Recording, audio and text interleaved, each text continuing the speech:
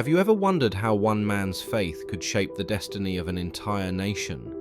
How did the struggles and triumphs of his descendants forge a path through history? Jacob, whose name would later be changed to Israel, became the father of 12 sons. These sons laid the foundation for what would become the 12 tribes of Israel, a key aspect of the divine blessing that began with Abraham. But the story isn't just one of blessings, it's one filled with struggles, conflicts, and encounters with God. Abraham's faith and God's promises set the stage for a legacy that would ripple through generations. Jacob's 12 sons would each represent a tribe, playing pivotal roles in Israel's history and fulfilling the blessings bestowed upon Abraham. From the Exodus out of Egypt to the settlement in the Promised Land, the 12 tribes are central to God's redemptive plan, demonstrating his unwavering faithfulness despite human flaws and failures. Their legacy still influences the world today. In the first section of today's video, we're going back to the very beginning, a time when one man's faith laid the foundation for a family that would eventually become the 12 tribes of Israel. In the following parts of this episode, we'll discuss the individual stories of these tribes, starting with Reuben, the firstborn, and uncover how their journeys reflect the timeless struggles and triumphs we all face today. Furthermore, we will also explore where the descendants of Israel are today, so please stay with us as we are going to narrate this intriguing journey. Thanks for being here, and if you find this content helpful, please like, share, and subscribe to support our channel. Now, let's begin. As we dive deeper into the stories of the 12 tribes of Israel, it's important to remember where it all started, with a man who was willing to leave everything behind, trusting that God had a plan far greater than he could imagine.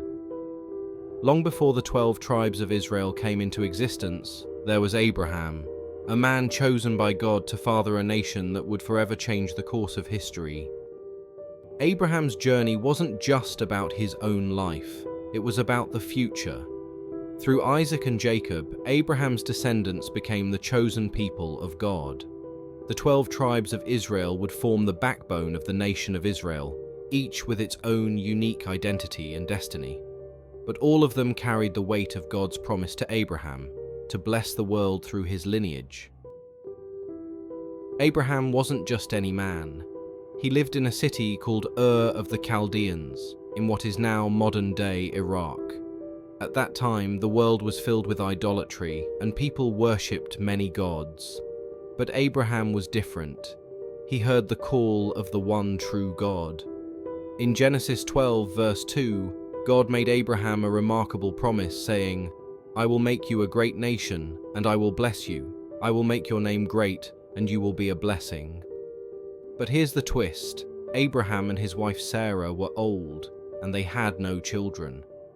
How could they possibly become the parents of a great nation? Abraham left his homeland, trusting in God's promise, and began a long and winding journey toward a land that God would show him, the land of Canaan. This journey was filled with challenges, but Abraham's faith never wavered. It wasn't until Abraham was 100 years old that his promised son, Isaac, was born. Isaac's birth was miraculous, the beginning of a line that would eventually lead to the 12 tribes. Abraham's story teaches us a powerful lesson. Faith requires patience and perseverance, and sometimes the path to fulfilling a promise takes longer than expected. Isaac grew up knowing that he was the child of promise, chosen to continue the covenant God made with his father. Isaac married Rebekah, and they had twin sons, Esau and Jacob. This is where things get interesting. Esau, the older twin, was supposed to receive the birthright, a double portion of inheritance and the spiritual blessing passed down from Abraham.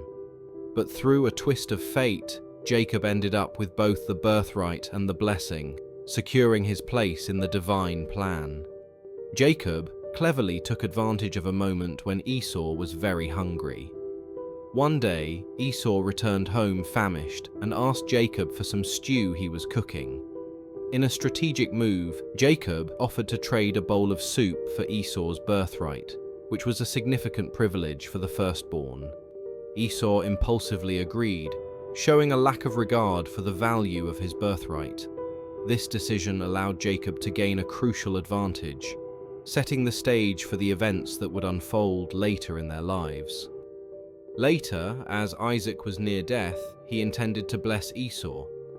However, their mother Rebekah overheard and helped Jacob deceive Isaac by disguising him as Esau. Jacob successfully received the blessing meant for his brother, which included promises of prosperity and leadership.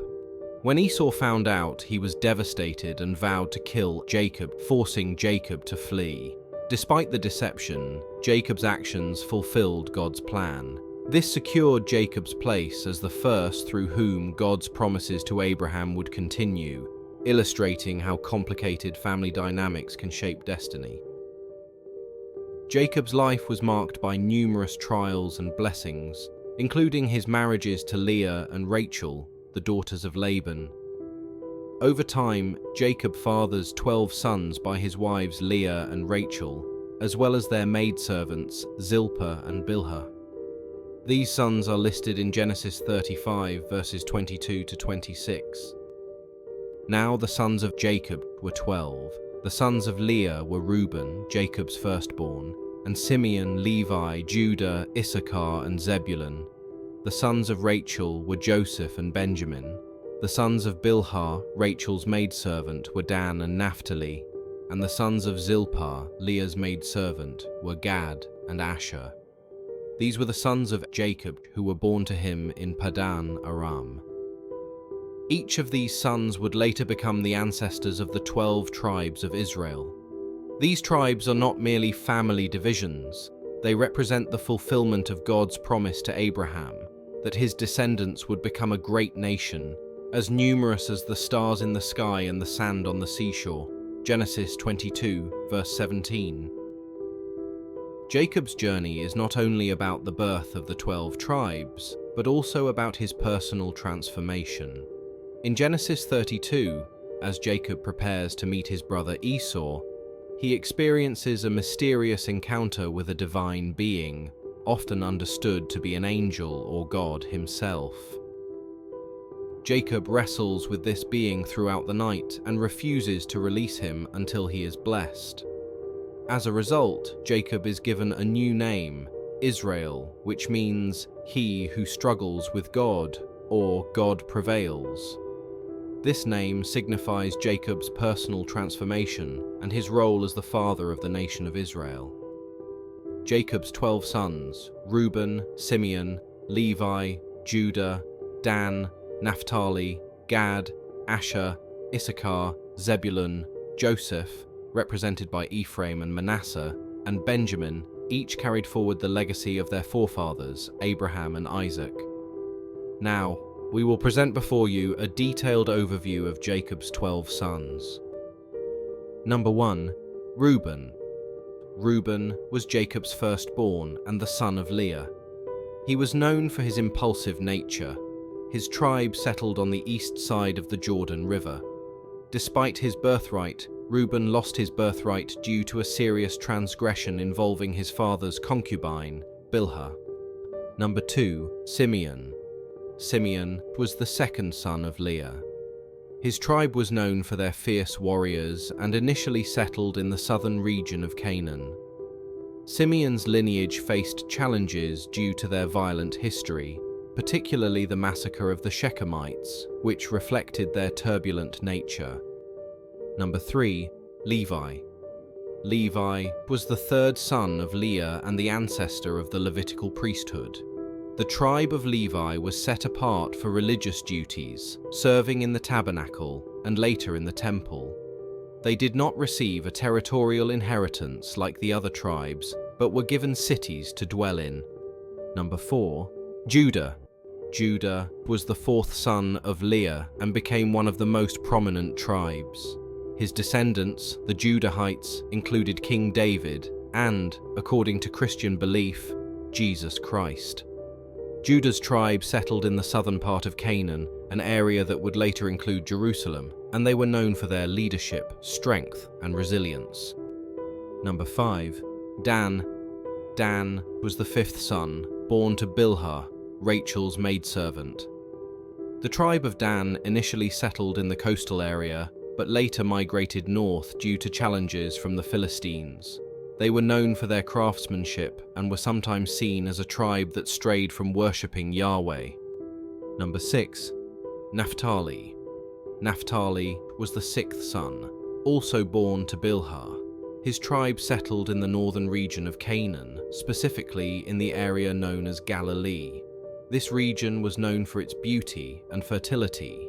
The tribe played a significant role in the history of Israel, contributing to the nation's military and agricultural strength. Number 7. Gad.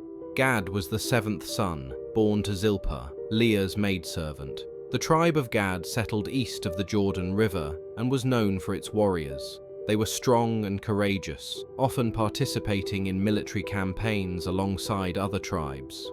Number 8. Asher. Asher was the eighth son, also born to Zilpah. The tribe of Asher settled in a fertile area along the Mediterranean coast, known for its agricultural prosperity. Asher was blessed with abundance and enjoyed a reputation for producing fine food and wealth. Number 9. Issachar. Issachar was the fifth son of Leah and the ninth son of Jacob. His tribe settled in the fertile Jezreel Valley in Canaan, an area known for its agricultural abundance.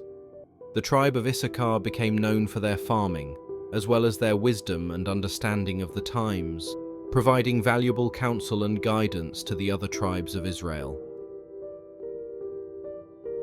Zebulun. Zebulun was the sixth son of Leah and the 10th son of Jacob. His tribe settled in the area near the Mediterranean coast, between the Sea of Galilee and the coastal region. The tribe of Zebulun became known for its involvement in maritime trade and commerce, benefiting from their proximity to important trade routes and the sea. They were also blessed with prosperity from both the land and the sea, playing an important role in Israel's economic strength. Number 11. Joseph. Joseph was the 11th son, born to Rachel, Jacob's beloved wife. His story is marked by betrayal, as his brothers sold him into slavery, but also by resilience and eventual leadership in Egypt, where he rose to power and saved his family during a famine.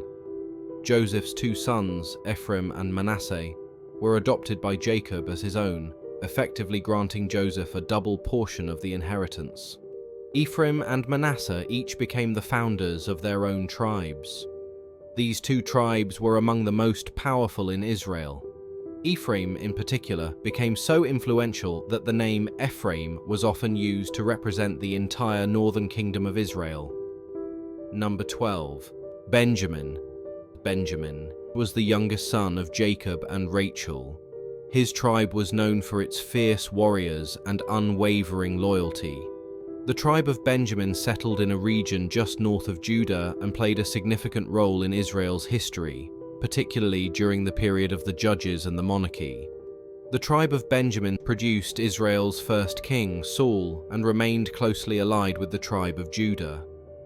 Despite being a smaller tribe, Benjamin's strategic location and military strength made it an important player in Israel's political and military affairs. These 12 tribes collectively carried forward the legacy of their forefathers, Abraham and Isaac. They were instrumental in the formation of the nation of Israel, each contributing unique strengths and characteristics. Over time, their histories became intertwined with the broader narrative of the Israelites, reflecting themes of struggle, faith, and divine promise throughout biblical history. Let's now explore how the covenant is renewed with the establishment of the 12 tribes of Israel. As Jacob, now called Israel, nears the end of his life, he gathers his 12 sons to bless them. These blessings, found in Genesis 49, are more than just fatherly words of advice. They are prophetic declarations that reveal the future of each of the 12 tribes of Israel. This moment is crucial because it renews God's covenant made with Abraham and Isaac. passing it down to the leaders of the tribes who will carry Israel's legacy forward. Each of Jacob's blessings is symbolic and uniquely crafted for the son it addresses, reflecting both their character and their future. For example, when Jacob speaks to Reuben, his firstborn, he acknowledges Reuben's strength and potential, but also points out his mistakes. Reuben, you are my firstborn, my might, the first sign of my strength, excelling in honor, excelling in power. Turbulent as waters, you will no longer excel, for you went up onto your father's bed, onto my couch, and defiled it. Genesis 49, verses 3-4. This refers to Reuben's misconduct with Bilhah, Jacob's concubine, which led to him losing the privileges typically granted to the firstborn. Because of this, the tribe of Reuben eventually became less significant among the tribes of Israel, losing the leadership and status that would have been his by birthright. In contrast, Jacob's blessing to Judah is filled with powerful symbolism as stated in Genesis 49, verses 8-10. Judah, your brothers will praise you, your hand will be on the neck of your enemies, your father's sons will bow down to you. You are a lion's cub, Judah. You return from the prey, my son. Like a lion he crouches and lies down like a lioness. Who dares to rouse him? The scepter will not depart from Judah, nor the ruler's staff from between his feet, until he to whom it belongs shall come, and the obedience of the nations shall be his. This prophecy is vital because it signifies Judah as the tribe chosen to bring forth future rulers and kings. This prophecy certainly looks ahead to the rise of a powerful ruler, beginning with King David and culminating in Jesus Christ, the Savior. Judah's role as the royal tribe would shape Israel's destiny and have a lasting impact on the world. Another major blessing is bestowed upon Joseph, Jacob's favored son, as mentioned in Genesis 49, verses 22-25. This blessing focuses on Joseph's future success and protection, recognizing the trials he endured and his remarkable ascent to prominence in Egypt. Joseph is a fruitful vine near a spring, whose branches climb over a wall. With bitterness, archers attacked him. They shot at him with hostility, but his bow remained steady, his strong arms stayed limber because of the hand of the mighty one of Jacob, because of the shepherd, the rock of Israel, because of your father's God, who helps you by the Almighty, who blesses you with blessings of the skies above, blessings of the deep below, blessings of the breast and womb. Joseph's descendants, through his sons Ephraim and Manasseh, would receive a double portion of the land, as Jacob adopted them as his own sons. This double blessing reflects Joseph's high status and the ongoing favor of God toward him and his family. Through these blessings, Jacob not only reflects the character and actions of his sons, but also predicts the future of their descendants. As Jacob blesses his sons, he is not merely acting as a father but as a patriarch, re-establishing the divine promises made to Abraham and Isaac. Furthermore, these blessings hold enduring significance, shaping Israel's identity and destiny for generations to come. The tribes became the foundation of the nation of Israel. After the Israelites were freed from slavery in Egypt, they journeyed to the Promised Land, where the land was divided among the tribes, as described in the book of Joshua. Each tribe was allocated a specific territory, except for the tribe of Levi, which was given cities scattered throughout the land due to their priestly role. However, the tribes represented more than just geographical divisions. Each had distinct roles and characteristics. The division of land among the 12 tribes of Israel was a crucial event, symbolizing the fulfillment of God's promises to his people. Each tribe received a designated area, with the tribe of Levi uniquely allocated cities instead of land, as their role was to serve as priests and maintain religious duties. This arrangement underscored their special status as mediators between God and the people. After the reign of King Solomon, Israel's unity fractured. leading to the creation of two separate kingdoms: the northern kingdom of Israel and the southern kingdom of Judah. The northern kingdom, made up of 10 tribes, struggled with idolatry and rebellion against God. Despite warnings from prophets, they continued down this path, ultimately resulting in their conquest by the Assyrian Empire. This conquest led to the exile and scattering of the northern kingdom's people, who became known as the lost tribes of Israel. Their distinct identity faded over time as they intermingled with surrounding cultures, raising questions about their fate and connection to the larger narrative of Israel's history. This division and subsequent dispersion marked a turning point, influencing the future trajectory of the Israelite people and their covenant with God. Despite the scattering of the northern kingdom's tribes, the Bible reassures believers that God did not forget them. Prophets such as Amos and Ezekiel foretold a future restoration, emphasizing that God would gather his people from their dispersed locations. For centuries, the fate of the lost tribes has fascinated scholars, theologians, and historians alike. Some believe these tribes traveled to distant lands and became ancestors of various people worldwide. Others argue that segments of these tribes remained and eventually integrated with the population of Judah. Notably, the New Testament offers clues that not all northern tribes were completely lost. In the New Testament, the Apostle James addressed his epistle to the 12 tribes which are scattered abroad, indicating that there was still a consciousness of these tribes during the early Christian church despite their dispersion. The Jewish people today are primarily seen as descendants of the tribes of Judah, Benjamin, and Levi, but there are indications that remnants of the other tribes integrated into the Jewish population. For instance, Anna, a prophetess from the tribe of Asher, demonstrates that not all northern tribe members were lost. Some theories propose that descendants of the lost tribes may be found in regions like Africa, Asia, and Europe. Groups claiming descent from these tribes have been identified in places like Ethiopia and India, adding to the complexity of their legacy.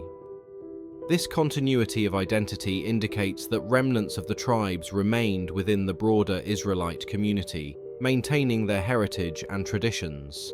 It reflects God's faithfulness in preserving a remnant of his people, even during periods of great upheaval and scattering.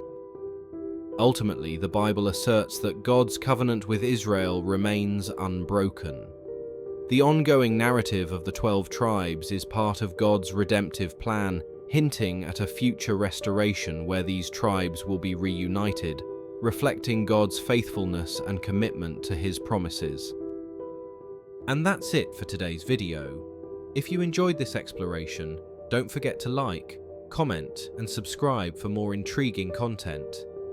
Until next time, stay curious and keep exploring.